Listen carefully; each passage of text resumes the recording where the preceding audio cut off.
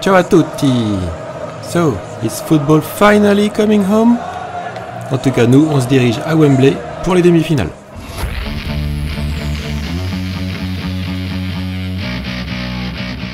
Alors, petit retour sur les quarts de finale, où je vais vous donner dans ma dernière vidéo les 4 qualifiés.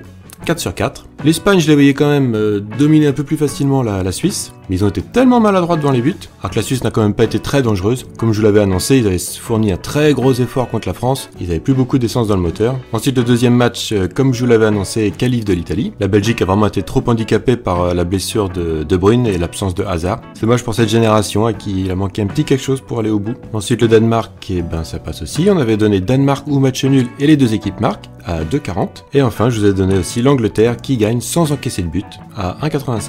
Là, pour l'Angleterre, ça a été relativement facile. L'Ukraine était assez fatiguée quand même. Ce serait notre paire de manches face au Danemark. On a donc notre dernier carré avec Italie, Espagne, Angleterre, Danemark. Des belles demi-finales. Je reste sur ma ligne de conduite. Je vais miser sur l'Italie.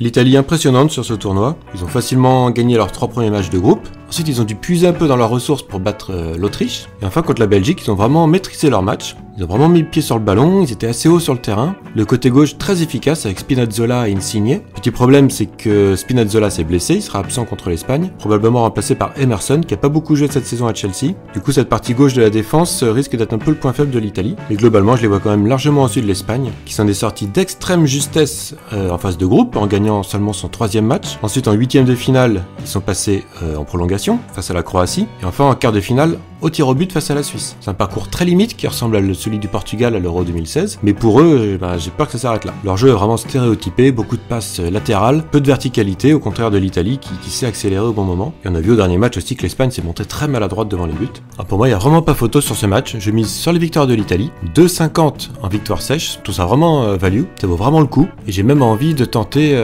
la victoire de l'Italie par plus d'un but d'écart. Elle est là, à 4,62, c'est vraiment une très belle opportunité. L'Italie reste quand même sur une série de 32 matchs sans défaite depuis l'automne 2018. Sur ces 32 matchs, ils n'ont encaissé que 9 buts. Ils n'ont jamais encaissé plus d'un but par match. On peut aussi éventuellement parier sur l'Espagne qui ne marque pas plus d'un but, à 1,30 il me semble. Pour moi, il n'y a vraiment pas photo et je trouve que ce match ressemble un peu à la finale de l'Euro 2012 où l'Espagne était largement au-dessus de l'Italie, avait gagné 4-0. Ça avait été une victoire nette et sans bavure. Je pense que là, ça sera la même chose, mais à l'inverse. Le même score que la dernière confrontation entre les deux équipes à l'Euro 2016, 2-0 pour l'Italie, ne me surprendrait pas. La seule petite chose qui commence à me faire douter sur l'Italie, c'est leur état physique. On a vu que la blessure de Spinazzola montre qu'ils sont peut-être au point de rupture au niveau physique. On sait que les Italiens ont fini la saison dernière très difficilement, une saison qui avait été très longue, parce qu'ils avaient enchaîné la fin de saison précédente à la saison actuelle, à cause du Covid. On se souvient des demi-finales de Ligue Europa entre Manchester United et la Roma, où les joueurs italiens se sont blessés les uns après les autres, dont Spinazzola qui s'est déjà blessé à ce match-là. J'espère que ça va tenir pour l'Italie, mais c'est le petit chose qui me fait peur.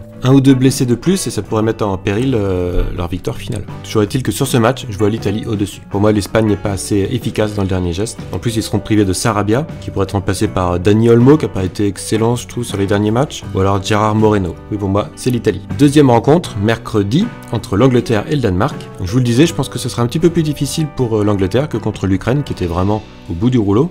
Là, les Danois, un petit peu comme les Anglais, montent en puissance. Les Danois, ils ont quand même perdu leurs 2 premiers matchs de l'Euro, et ils se retrouvent quand même en demi-finale. Alors qu'avant l'Euro, ils n'avaient perdu que 2 matchs quand même depuis 2018, les 2 contre la Belgique d'ailleurs. Et je vous l'avais annoncé avant le début de l'Euro que le Danemark pouvait être un challenger à prendre très au sérieux. Ça me surprend pas du tout de les retrouver ici. Mais l'Angleterre jouera à domicile, à Wembley. On annonce 60 000 spectateurs. Je pense que c'est ça qui fera une grosse différence. L'Angleterre, sur leurs 19 derniers matchs à domicile, ne compte que un match nul. C'était contre l'Écosse au premier tour, un match plus ou moins arrangé. Et une défaite, une seule. Mais c'était contre le Danemark à l'automne dernier, 1-0, penalty de Eriksen. Là, Eriksen ne sera pas là, bien sûr, mais c'est en partie pour lui que jouent ses coéquipiers, qui ont forcément une grosse motivation. On aimerait tous voir le Danemark aller encore plus loin, et l'histoire est belle quand même, et ça nous fait un peu penser à l'épopée de 1992, à l'Euro en Suède. Je me souviens, c'est la première grande compétition que j'avais suivie avec beaucoup d'intérêt. J'avais une dizaine d'années. La France se présentait en favori, avec Papin, Cantona dans l'équipe, et Michel Platini, sélectionneur. On avait gagné tous nos matchs de qualification, mais dès le premier tour, patatras, on s'est fait éliminer. Et c'est le Danemark, une équipe qui à l'origine n'était pas qualifiée, mais qui a dû remplacer la Yougoslavie en guerre, juste avant le début de la compétition. Ils ont créé la surprise, ils sont allés jusqu'en finale, ils ont battu l'Allemagne 2-0 en finale. Et pour faire le petit lien historique, le gardien actuel du Danemark, Kasper Schmeichel,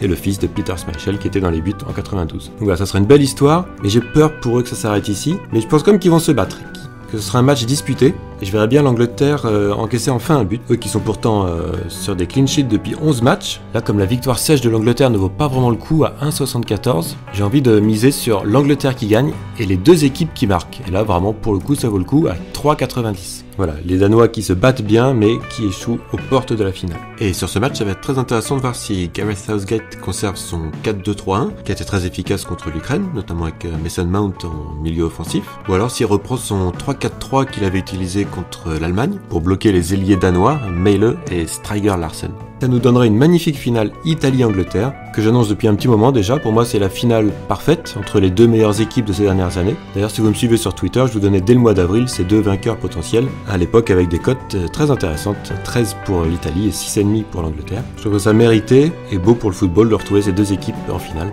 Mais bon, quelle que soit la fiche de la finale, on se retrouvera en vidéo pour ce dernier match. D'ici là, si vous souhaitez parier sur tous ces matchs, je vous conseille mon partenaire BetClick. Il propose toujours une offre très intéressante pour les nouveaux parieurs, c'est-à-dire que votre premier pari est remboursé s'il est perdant, jusqu'à la somme de 200 €. Par exemple, si vous misez 200 € sur la victoire de l'Italie contre l'Espagne, à la cote de 2,50, si l'Italie gagne, vous empochez 500 €. Magnifique, franchement bravo. Si l'Italie malheureusement fait match nul ou si l'Espagne gagne, BetClick vous rembourse vos 200 € que vous pourrez ensuite miser sur d'autres paris pour retenter votre chance. Donc voilà, c'est quand même une offre très intéressante pour les nouveaux parieurs. Et donc dépêchez-vous, pour l'offre à 200 €, il n'y a plus que quelques jours. À la fin de l'euro, l'offre de bienvenue redescend à 100 € comme habituellement. Donc voilà, je vous mets le lien pour BetClick dans la description, si vous êtes majeur bien sûr. Donc voilà, que ce soit Italie, Angleterre ou une autre finale, on se retrouvera en vidéo pour le dernier match. D'ici là, bonne demi-finale, à bientôt, ciao.